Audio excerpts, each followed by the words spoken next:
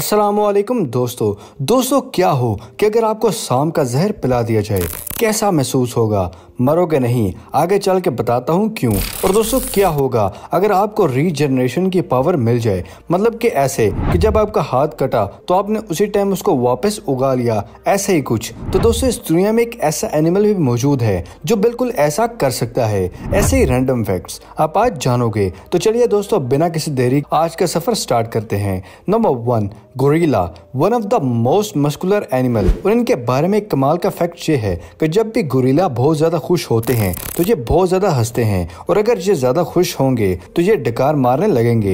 ये बिल्कुल सही सुना आपने, अजीब जरूर है पर कमाल का फैक्ट है। नंबर 2, दोस्तों यूजुअली सिंगापुर, हांगकांग ऐसी जगह पर लोग ज्यादा घूमने जाते हैं। वहाँ के टैक्सी ड्राइवर्स को 6 से 7 लैंग्वेज तो मस्ट आती हैं, पर न्यूयॉर्क के एवरेज टैक्सी ड्राइवर्स को 9 से 12 लैंग्वेजेस आती हैं। और बहुत सी ऐसी एजुकेटेड कंट्रीज हैं जहाँ पर आम लोगों को 3 से 4 लैंग्वेज मुश्किल से ही आती हैं। नंबर 3, अगर आप काम करने के लिए सफर कर रहे हैं और ट्रैफिक सिग्नल को क्रॉस करते हैं तो एवरेज आपके 50 साल की लाइफ में 60 सेकंड काउंट करे तो आप अपनी लाइफ के 4 से 5 हफ्ते ट्रैफिक के सामने गुजार देंगे। और इसी वजह से अगर पाकिस्तान में कहीं ट्रैफिक पुलिस नहीं है तो बहुत ही कम लोग ऐसे हैं जो रुक जाते हैं। पर दोस्तों असल में हमें ट्रैफिक रूल्स को मस्ट फॉलो करना चाहिए। नंबर 4, दोस्तों तब क्या होगा अगर आपको रीजनरेशन की पावर मिल जाए। ये पावर इस दुनिया में मौजूद एक क्रिएचर के पास मौजूद है। जी हाँ, वो है स्नेल। और उस स्नेल की आंख किसी वजह से कट जाए या कोई भी ऑर्गन कट जाए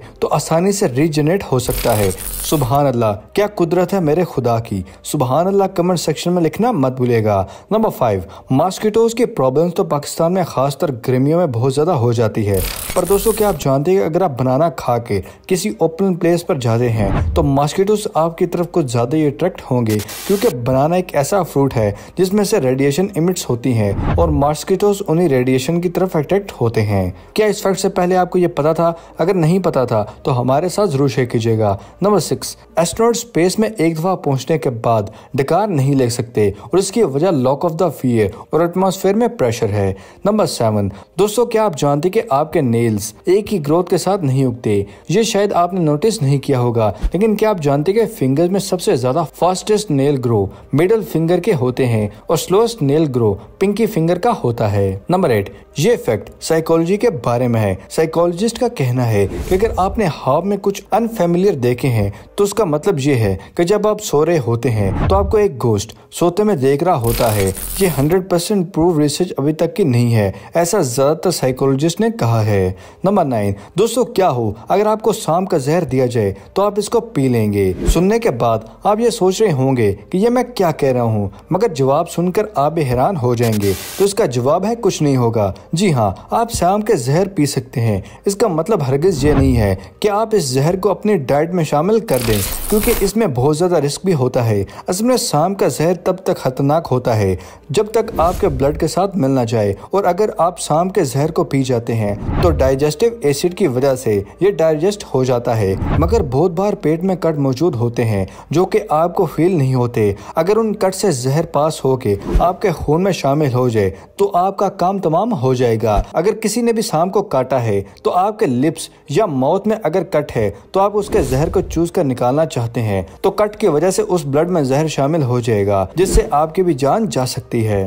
नंबर 10, आपने लाइफ में कभी ना कभी कैप्सूल और टैबलेट्स को तो जरूर खाया होगा। क्या आप जानते कि कैप्सूल और टैबलेट्स में बहुत ज्यादा डिफरेंस होता है? तो दोस्तों कैप्सूल जेलेटिन से बना होता है और टैबलेट किसी शुगर या किसी भी पाउडर से कोटेड होती हैं, और कैप्सूल बॉडी में जाकर खुल जाता है और ज्यादा असर देता है। टैबलेट को बॉडी में मिक्स होने में थोड़ा टाइम लगता है। और कैप्सूल की बात की जाए तो कैप्सूल में 2 अलग अलग पाउडर शामिल होते हैं जो ह्यूमन बॉडी में जाके आसानी से मिक्स हो जाते हैं। नंबर 11, क्या आप जानते कि लास्ट में जब भी इंसान इस जमीन पर मौजूद थे वो 2 नवंबर 2000 की बात है। उसके बाद टेक्निकली सब इंसान कभी भी जमीन पर नहीं रहे, क्योंकि 1998 के आसपास एक स्पेस स्टेशन लॉन्च किया गया था और उसके बाद बहुत से लोग उस स्पेस स्टेशन पर ही रहते थे। तो इसलिए लास्ट टाइम सभी इंसान अर्थ पर इकट्ठे 2 नवंबर 2000 तक थे। इस डेट के बाद इंटरनेशनल स्पेस स्टेशन पर हमेशा ही कोई ना कोई मौजूद रहता है। नंबर 12, इस जमीन को देखें। ये एक पोटैटो की पिक्चर है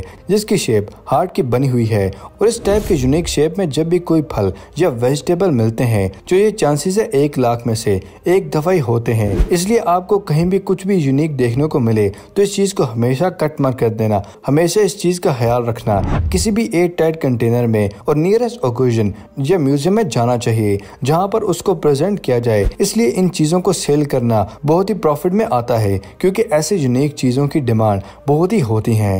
नंबर 13, यूनिडा वो मोसिलिया के पेंटर थे। वो पहले वेडिंग प्लानर थे। इससे हमें ये सीखने को मिलता है कि पास में किसी भी इंसान ने कुछ भी किया हो उस चीज से हमें कोई भी मतलब नहीं है। अगर आप करंटली किसी अच्छे गोल पर काम कर रहे हैं तो आपका प्रीवियस कामों से कोई मतलब नहीं होना चाहिए। मतलब अगर कोई पढ़ाई में मेहनत कर रहा है, अब अच्छे मार्क्स लेना चाहता है तो वो ये सोचते हैं कि मैं बचपन से ही ऐसा स्टूडेंट रहा हूँ। पास के नालायक होने के बाद को भूलकर प्रेजेंट पर फोकस करके हम वो गोल अचीव कर सकते हैं। मगर मेरे दोस्तों, सोसाइटी की बात सुनना बंद करो, अपने दिल की आवाज सुनो और अच्छे से चीजों को हैंडल करना सीखो। नंबर 14, ये एक रेजिडेंशियल टावर है। इसमें लोग रहते हैं। ग्रीन विलेज स्ट्रीट कनाडा में है और ज्यादातर बिल्डिंग चौड़ी होती है और ऊपर जाते जाते अलग अलग इंफ्रास्ट्रक्चर डिजाइन की वजह से ऊपर से शेप में पतले होते जाते हैं। मगर ये टावर नीचे से पतला है और ऊपर से ज्यादा डायमीटर का है। This is the one of most amazing building in the world. Number 15, दोस्तों क्या आप जानते हैं कि रात में 5 ऐसे प्लैनेट्स हैं जिनको आप अपनी नेकेड आई से देख सकते हैं, जो कि मरकरी, वीनस, मार्स, जुपिटर और सैटर्न है। बाकी सब प्लैनेट्स को देखने के लिए टेलीस्कोप की जरूरत पड़ेगी। नंबर 16, एक कंपनी जिसका नाम है रिगलेंट्स और इस कंपनी ने अपने काम का आगाज एज अ सोप कंपनी किया था और उस वक्त जब आप इस कंपनी को सोप देखते थे तो साथ बेकिंग पाउडर गिफ्ट मिलता था। लेकिन इस कंपनी का बेकिंग पाउडर सोप से ज्यादा पॉपुलर हो गया था। शायद अच्छा होगा इसलिए पसंद आया होगा। इस कंपनी ने सोप को सेल करना बंद कर दिया और बेकिंग पाउडर सेल करने लगे और जब बेकिंग पाउडर को सेल करने लगे तो उस कंपनी ने साथ में एक बबल गम को साथ में एज अ गिफ्ट देने लगे। फिर वो बेकिंग पाउडर से ज्यादा मिकदार में वो बबल पॉपुलर हो गई और इस कंपनी ने बेकिंग पाउडर को छोड़कर बबल सेल करना स्टार्ट कर दी और इसी तरह आगाज हुआ most popular bubble gum Wrigley का। ये कमाल की स्टोरी है, राइट। नंबर 18, मालदीव्स का कैपिटल मेल है और इसके ऊपर से व्यू कुछ इस तरह का है। ये दुनिया का सबसे ज्यादा अर्बनाइटेड एरिया है। इस आइलैंड का कोई भी ऐसा कोना नहीं है जो आपको खाली नजर आएगा। ये दुनिया का सबसे डेंसली पॉपुलेटेड आइलैंड में शामिल होता है। नंबर 19, शावराश क्रेप्टन जो कि एक अमेरिकन स्विमर थे। ये एक कंपटीशन में 12 माइल्स तक भागे थे। ये बहुत ही फोकस्ड होकर कंपटीशन कर रहे थे, मगर जिस रास्ते पर वो भाग रहे थे उस रास्ते पर उन्होंने देखा कि उस रास्ते में पानी के एक बड़े एरिया में एक बस डूब रही थी। उन्होंने 33 फीट तक गहराई में जाकर 20 लोगों की जान बचाई थी और खुशी की बात यह है कि उस बस में कोई भी ऐसा सवार नहीं था जिसकी डेथ हुई हो। उन्होंने स्विम करके सबकी जान बचा ली थी। This is called real hero. और अब ये स्विमर कुछ इस तरह के नजर आते हैं और ये 11 दफा वर्ल्ड रिकॉर्ड होल्ड कर चुके हैं और 17 दफा वर्ल्ड चैंपियन रह चुके हैं और 13 दफा यूरोपियन चैंपियन रह चुके हैं। 7 दफा USSR चैंपियन भी रह चुके हैं। नंबर 20, नेशनल जियोग्राफी के प्रोड्यूसर पीटर चिन वो एनिमल बेबीज की पिक्चर को आसानी से अपने चैनल पर दिखाते हैं। ह्यूमन बेबीज पेट में होते हैं, वो कुछ इस तरह के नजर आते हैं, मगर किसी भी जानवर का बेबी जब पेट में होता है तो वो कुछ इस तरह का नजर आता है और ये CCI के थ्रू बनाया गया है।